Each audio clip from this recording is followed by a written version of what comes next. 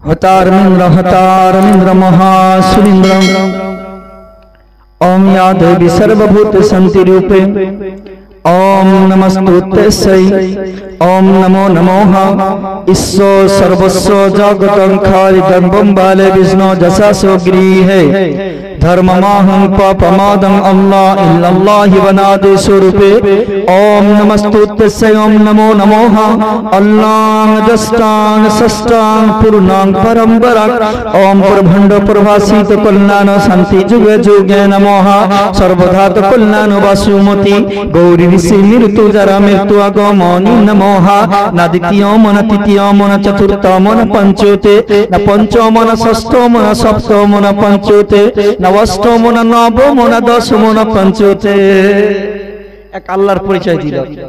এই পরিচয় দিয়ে বেদ থেমে যায়নি, আর এখান থেকে বোঝা যায় যে আল্লাহকে মানলে কাজ হবে না।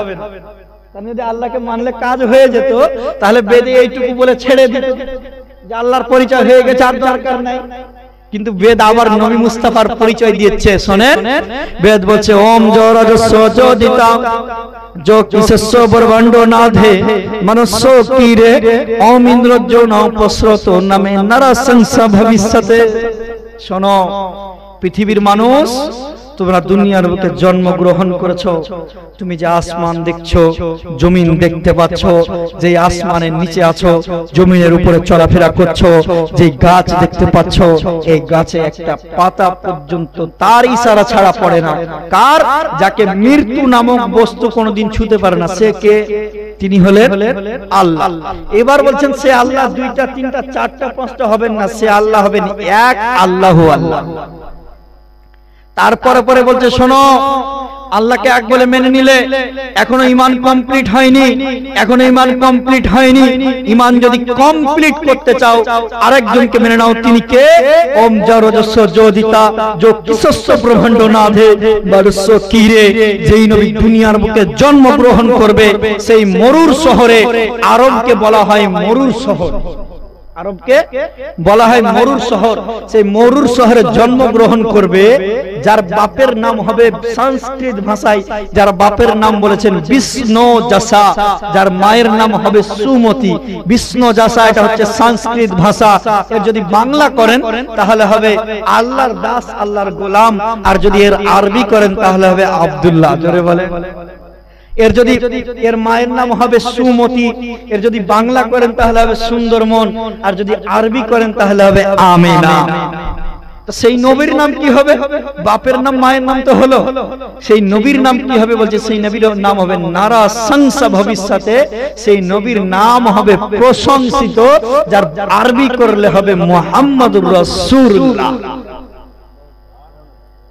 যার নাম হবে মুহাম্মদুর রাসূলুল্লাহ সাল্লাল্লাহু আলাইহি সাল্লাম।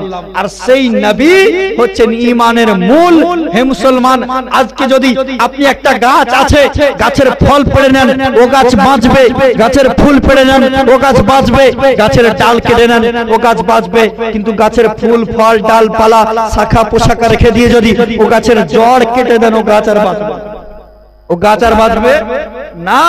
আল্লাহ বলছেন শোনো, আমি তোমাদেরকে নামাজ দিয়েছি, রোজা দিয়েছি, যাকাত দিয়েছি, হজ দিয়েছি, এটা কোনটা গাছের শাখা, কোনটা পোশাকা, কোনটা ডাল, কোনটা পালা, কোনটা ফুল, কোনটা ফল, কিন্তু এই ঈমানে বৃক্ষের জড় হচ্ছে আমার নবী মুস্তাফা।